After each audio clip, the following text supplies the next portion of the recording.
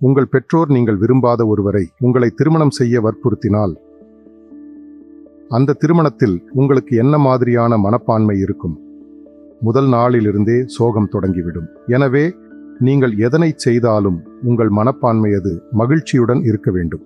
உங்களுக்கு தெரியும், ஒரு வணிகம் வெற்றி பெற முக்கியமான காரணி அதன் அமைவிடமாகும். இதை இவ்வாறு நகைச்சுவையாகச் சொல்வார்கள். 3 முக்கிய விஷயங்கள் நமக்கு தேவை: லொகேஷன், லொகேஷன் மற்றும் லொகேஷன்.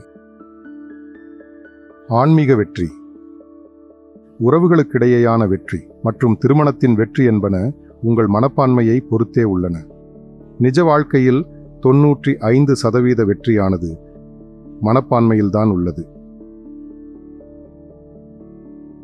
ஒரு உதாரணம் சொல்கிறேன். ஒரு மாணவர் இருக்கிறார். அவரது அப்பா கூறுகிறார், இந்த MPCயை படி. அதன் அர்த்தம் கணிதம், இயற்பியல் மற்றும் வேதியியல். நீ வேறு எதனையும் செய்யக்கூடாது. நீ MPCயை தவிர்த்து மற்ற பாடங்களை எடுக்கக்கூடாது என்கிறார். ஆனால் அந்த பையனுக்கு கணிதம் பிடிக்காது. என்ன செய்வது? பெற்றோர்கள் அத்தகைய குழந்தைகளை கட்டாயப்படுத்துகிறார்கள். இதனால் அவன் குறைந்த மதிப்பெண்களை எடுக்கின்றான். ஏனெனில் அவனுக்கு கணிதம் பிடிக்காது. அதை பற்றிய எதிர்மறையான கணிப்பு அவனுக்குள் ஏற்கனவே உள்ளது.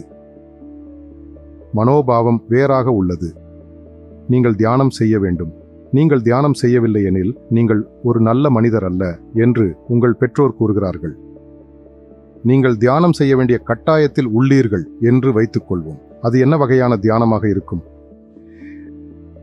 நான் சொல்லக்கூடிய 3வது மோசமான உதாரணம், நீங்கள் விரும்பாத ஒருவரை திருமணம் செய்து கொள்ளுமாறு உங்கள் பெற்றோர் உங்களை வற்புறுத்தினால் அந்த திருமணத்தில் உங்களுக்கு என்ன மாதிரியான மனப்பான்மை இருக்கும்? முதல் நாளிலிருந்தே சோகம் தொடங்கிவிடும்.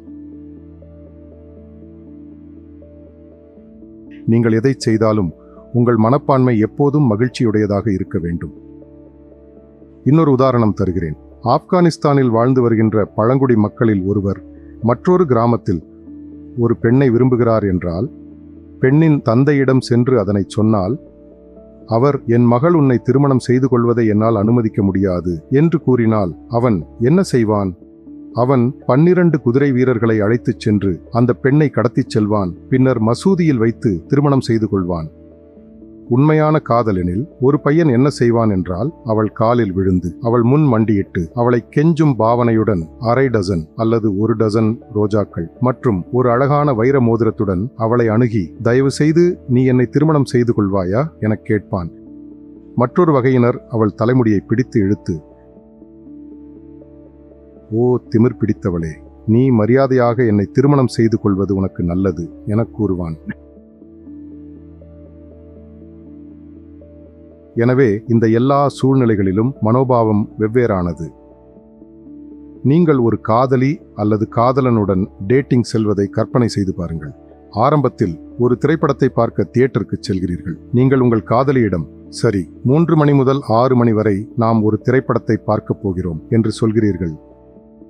அந்த பையன் சரியாக 2 மணிக்கு, அதாவது 1 மணி நேரத்திற்கு முன்னதாகவே அங்கு செல்கிறான். மேலும் அவன் முதல் நாள் இரவு முழுவதும் தூங்கியிருக்க மாட்டான்.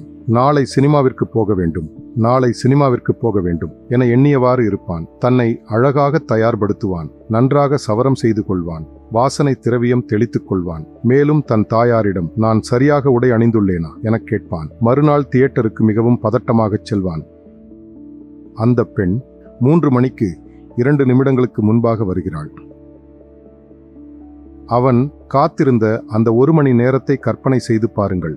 அவன் அங்கும் இங்கும் என்று நடந்து கால் வலிக்க காத்திருக்கிறான். அது 1 மணி நேரமே முடிவற்றதாக இருந்திருக்கும். பொறுமையின்மை, அமைதியின்மையினால் அவனுக்கு வியர்த்து கொட்டியிருக்கும். அவள் எப்போது வருவாள்? ஒருவேளை அவளுக்கு என்னை பிடிக்காமல் இருக்கலாம் என நினைக்கிறான். இவையனைத்தும் அவன் மனதிற்குள் வந்து செல்கிறது. நாம் வழிபடும் பொழுது நமது மனப்பான்மை என்னவாக இருக்க வேண்டும்? நாம் யாரை அழைக்கிறோம்? உங்கள் இதயத்தில் நீங்கள் தெய்வீகத்தை அழைக்கிறீர்கள். இறைவனையே நம் இதயங்களில் அழைக்கிறோம். நமது மனப்பான்மை எப்படி இருக்க வேண்டும்? இரவில் உறங்க வேண்டாம் என நான் கூறவில்லை. உறங்கச் செல்லும் போது பிரார்த்தனை நிறைந்த இதயத்துடன், காலையில் கண் விழித்தவுடன், என் இறைவா நாம் ஒன்றாக இருப்போம். என எண்ணுங்கள்.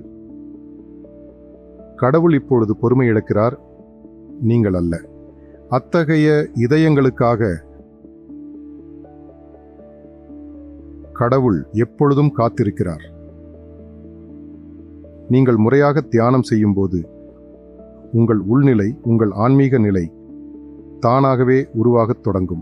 ஏனெனில் நீங்கள் அதற்காக ஏங்குகிறீர்கள். நீங்கள் இறைவனுக்காக ஏங்குகிறீர்கள். நீங்கள் உங்கள் அன்பிற்குரிய கடவுளுக்காக ஏங்குகிறீர்கள். காதலன் அல்லது காதலியை விட கடவுள் சிறந்தவராவார். நண்பர்கள் இருப்பதில் எவ்வித தவறும் இல்லை. ஆனால் எது வாழ்க்கையில் மிகவும் முக்கியமானது என்பதை நினைவில் கொள்ளுங்கள். பின்னர் நீங்கள் திருமணம் செய்து கொள்ளும்போது இருவரும் பரஸ்பரம் தலைவராகிறீர்கள். ஒருவர் அல்ல, இருவரும் ஒருவருக்கொருவர் தலைவராக ஆகிறீர்கள். ஒருவருக்கொருவர் பிரியமானவராக ஆகிறீர்கள். அது வேறு கதையாகும். மொத்தத்தில் மனப்பான்மையினால் உங்களை உருவாக்கவும் முடியும், அழிக்கவும் முடியும்.